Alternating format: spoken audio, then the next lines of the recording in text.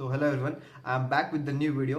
तो इस वीडियो में मैं आपको दूंगा मेरी पीपीटी का ओवरव्यू, जो पीपीटी हमारी सिलेक्ट हुई थी स्मार्ट इंडिया हैकाथॉन के फिनाले के लिए। और हाँ, एक बात कि इस वीडियो में जो आपको पीपीटी बताऊंगा वो हमारी पीपीटी का स्ट्रक्चर होगा, एग्जैक्ट पीपीटी नहीं, क्योंकि एग्जैक्ट पीपीटी में आपको नहीं दिखा सकता, क्योंकि हमको हमारा प्रोजेक्ट कॉपीराइट स्टेज में लेके जाना है और वहां पे अगर किसी थ्रू कुछ लीक हो गया तो हमारा कॉपीराइट में कुछ इश्यूज आ सकते हैं। इसलिए अभी के स्टेज में मैं आपको पूरी पीपीटी नहीं दिखाने वाला। हमारी पीपीटी का एग्जैक्ट स्ट्रक्चर बताऊंगा कि उस पीपीटी में हमने क्या क्या कहाँ कहाँ रह रहा था, मैं आपको पूरी अच्छे से एक्सप्लेन कर दूंगा। लेकिन पीपीटी का कुछ हिस्सा मैं आपको नहीं बता पाऊंगा क्योंकि कॉपीराइट इशू है। तो चलिए चलते हैं वीडियो की तरफ। तो ये हमारे पीपीटी की फर्स्ट स्लाइड।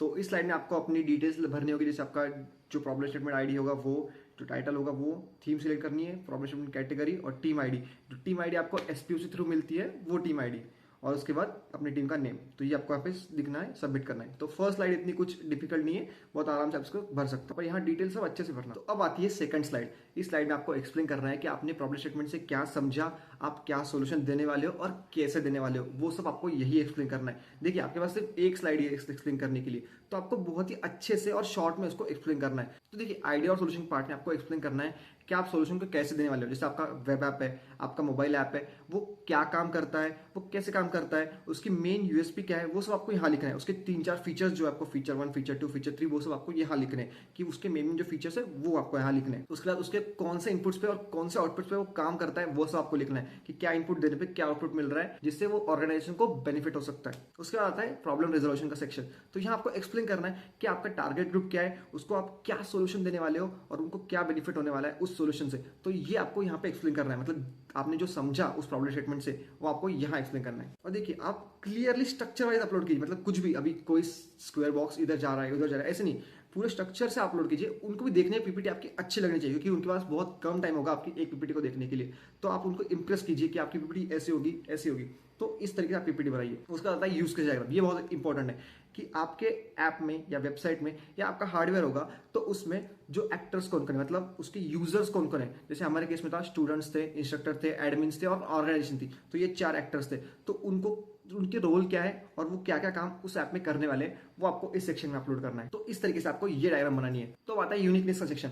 तो इस सेक्शन में हमने क्या किया था, हमने जो बुलेट पॉइंट्स में यूनिकनेस ऐड कर दी, जैसे एडेप्टिव फीडबैक लूप, ये ऐसे कुछ सॉल्यूशंस हमने यूनिकनेस के बुलेट पॉइंट्स में ऐड कर दिए थे। तो आप भी ऐसे ही कीजिए। और देखिए, किसी पीपीटी कॉपी मत कीजिए, अपनी पीपीटी खुद बनाइए, खुद की यूनिकनेस लाइए। लेकिन हाँ, आप स्ट्रक्चर को फॉलो कर सकते हो, जिससे पता चलेगा कि लास्ट ईयर उन्होंने कैसी पीपीटी शॉर्टलिस्ट की थी और आपकी पीपीटी भी शॉर्टलिस्ट होने का चांस इस बार बढ़ जाएगा। उसके बाद हमने ऐप का भी और वेबसाइट का भी दोनों का लिंक डाल देता, तो जिससे उनको पता चलेगा कि हमने क्या प्रोटोटाइप बनाया और उस पर क्लिक करके वो देख सकते हैं कि ये प्रोटोटाइप हमारे काम का है। अगर वो काम का लगा तो हमारी पीपीटी शॉर्टलिस्ट करेंगे। और देखिए, प्रोटोटाइप जो है पीपीटी बनाना कंपलसरी नहीं होता है, वो आपको एक एज केस देता है। तो अब आते हैं थर्ड स्लाइड की तरफ, जो है टेक्निकल अप्रोच की साइड। तो देखिए, हमने बहुत ज्यादा डायग्राम्स और वो सब नहीं भर दिया था। हमने जो पॉइंट हमको एक्सप्लेन कर रहे थे हमने वही एक्सप्लेन की। हमारी पीपीटी आपको बहुत शॉर्ट लग रही होगी, लेकिन यही पीपीटी है जो सिलेक्ट हुई थी फाइनल के लिए। तो याद रखिए, आपको एक्सप्लेन बहुत ही शॉर्ट में अच्छे से करना है, जिससे वो जल्दी समझ जाए, क्योंकि उनको बहुत ज्यादा डायग्राम देख के वो खुद कंफ्यूज जाएंगे कि ये करना क्या चाहते हैं। इनको खुद भी आइडिया है कि ये क्या प्रेजेंट कर रहे हैं। तो इस तरीके से शॉर्ट में अच्छे से एक्सप्लेन कीजिए। तो यहाँ पे एक सेक्शन है टेक्नोलॉजीज टू बी यूज। तो यहाँ लिख दीजिए कि आप टेक्नोलॉजी क्या यूज कर रहे हैं। जैसे आपने फ्रंट एंड डेवलपमेंट में लिख दिया कि आप क्या यूज कर रहे हो, बैक एंड में क्या यूज कर रहे हो, मशीन लर्निंग क्या इंटीग्रेट कर रहे हो, क्लाउड का इंफ्रास्ट्रक्चर क्या है, टूल्स क्या यूज कर रहे हो। आपके इसमें अलग हो सकता है, जैसे हार्डवेयर यूज कर रहे हो तो कौन सा माइक्रो कंट्रोल यूज कर रहे हो, कौन से सेंसर्स यूज कर रहे हो, वो सब आपका अलग अलग होगा। तो इस तरीके से अपनी पीपीटी में ऐड कीजिए। तो नेक्स्ट आता है प्रोसेस फ्लो डायग्राम। तो यहाँ जो अपना वर्क फ्लो अच्छे से एक्सप्लेन कीजिए, मतलब आपके जो ऐप के या वेब ऐप के जो यूजर्स है वो ऐप पे आने के बाद कहाँ जाएंगे, कहाँ नेविगेट होंगे, उसके बाद क्या दिखेगा उनको, उसके बाद वो क्या क्या करेंगे, वो सब आपको यहाँ पे अच्छे से शॉर्ट में एक्सप्लेन करना है। तो यह आपका प्रोसेस फ्लो डायग्राम कंप्लीट हो जाएगा।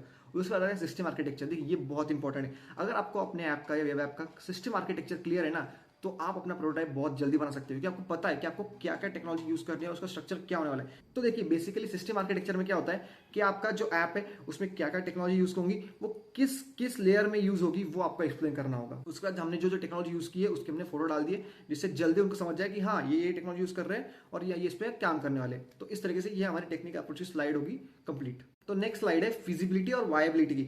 तो मैंने लोगों को देखा है वो इस स्लाइड को और इसकी अगली स्लाइड को इंपॉर्टेंट नहीं देते, लेकिन ऐसा नहीं है। अगर वो उन्होंने स्लाइड दी है तो ये भी इंपॉर्टेंट है, तो आपको इससे भी अच्छे से लिखना है। और चैट जीपीटी से मत पेस्ट कीजिए, हाँ उससे इंस्पिरेशन लीजिए चैट जीपीटी से, लेकिन डायरेक्ट पेस्ट मत कीजिए।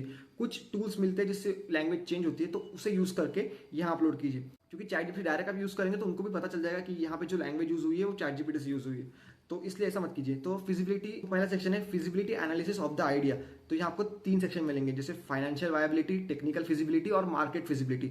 तो यहाँ पे आपको तीनों को अच्छे से लिखना है। और हाँ, जितना ज्यादा आप नंबर डालोगे ना उतना वो इंप्रेस होंगे, क्योंकि उनको चाहिए कि आप एग्जैक्ट नंबर डालो। मतलब जैसे हमारे इसमें था एडटेक ऐप है हमारा, तो उसमें हमने डाला था कि कितने स्टूडेंट्स जो है वो एडटेक ऐप में एनरोल होंगे ऑल इंडिया, उनका मार्केट साइज क्या है, पोटेंशियल ग्रोथ क्या है अगले 2030 तक, वो सब हमने डाला था। तो डेटा जो हमने रिसर्च करके डाला था उस पर डेटा डालिए, जिससे उनको भी पता चलेगा कि आपने हाँ सच में रिसर्च किया है, जिससे आपकी पीपीटी सिलेक्ट होने का चांस बढ़ जाएगा।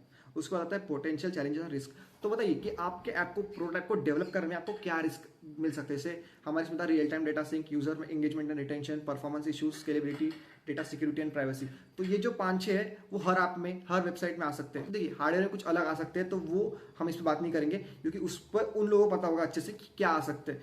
तो उसके बाद आपको ये यहाँ डालना कि आपको चैलेंजेस क्या फेस हो सकते हैं और रिस्क क्या हो सकते हैं। और नीचे जो स्ट्रेटेजीज फॉर ओवरकमिंग चैलेंजेस है ना, आपको ऊपर जो आपने लिस्ट की है ना पोटेंशियल चैलेंजेस, आपको उन्हीं को सॉल्व करने की जो टेक्निक्स है वो नीचे मेंशन करने हैं। मतलब अगर रियल टाइम डेटा सिंक है तो आप उनको क्या सोल्यूशन दोगे कि जो रियल टाइम डेटा सिंक है वो अच्छे से हो जाए। उसके बाद क्या है, परफॉर्मेंस इशू है, तो जो परफॉर्मेंस इश्यूज है वो आप कैसे सॉल्व करने वाले हो वो आपको नीचे स्ट्रेटेजीज टू ओवरकम में लिखना है, जिससे आपकी पीपीटी एकदम अच्छे से बन जाएगी। क्योंकि आपने एकदम अच्छे से स्ट्रक्चर पीपीटी बनाई है कि पहले आपने चैलेंज लिस्ट की, उसके बाद उसको सोल्यूशन लिस्ट किया।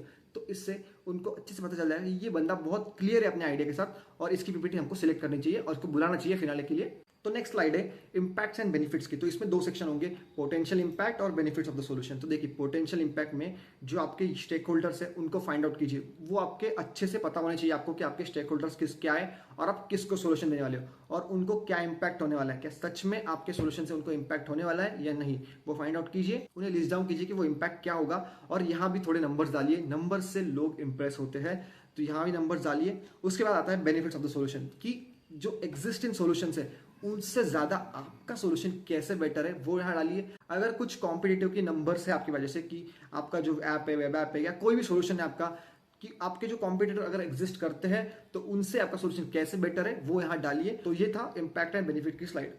तो चलिए चलते हैं नेक्स्ट स्लाइड की तरफ।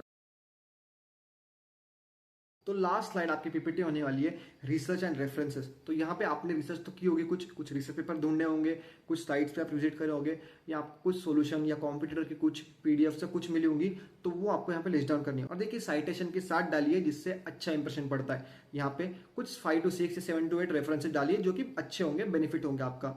और सच में ढूंढिए रेफरेंसेस, वो डालिए पीपीटी में। चैट जीपीटी मांग के मत डालिए, डाल भी सकते हो लेकिन वो आपके रिलेवेंट होने चाहिए, क्योंकि चैट जीपीटी कभी कभी क्या देता है, रेफरेंसेस देता है लेकिन वो खुलते नहीं है। तो देखिए उसकी ऑथेंटिसिटी, क्या वो खुलते हैं, क्या वो आपके प्रोजेक्ट से सच में रिलेटेड है। तो ऐसे आप ढूंढ के अच्छे से 5 से 6 डालिए या तो 7 से 8 डालिए रेफरेंसेस, बहुत ज्यादा मत डाल दिए, बहुत कम में मत डाल दीजिए। तो इस तरीके से आप रेफरेंसेस डाल सकते हो। ये था हमारे पीपीटी का ओवरव्यू। आई होप आपको वीडियो पसंद आई होगी। अगर आपको वीडियो पसंद आई तो चैनल को लाइक करके चैनल को सब्सक्राइब कर दीजिए। और आपको कोई भी डाउट हो तो आप कमेंट में डालिए, मैं उस पर वीडियो बनाने की कोशिश जरूर करूंगा। ये तो मेरा इंस्टाग्राम और लिंक्डइन डिस्क्रिप्शन में आपको मिल जाएगा, आप मुझे वहां पे कनेक्ट कर सकते हो। तो चलिए मिलते हैं अगले वीडियो, तब तक के लिए गुड बाय।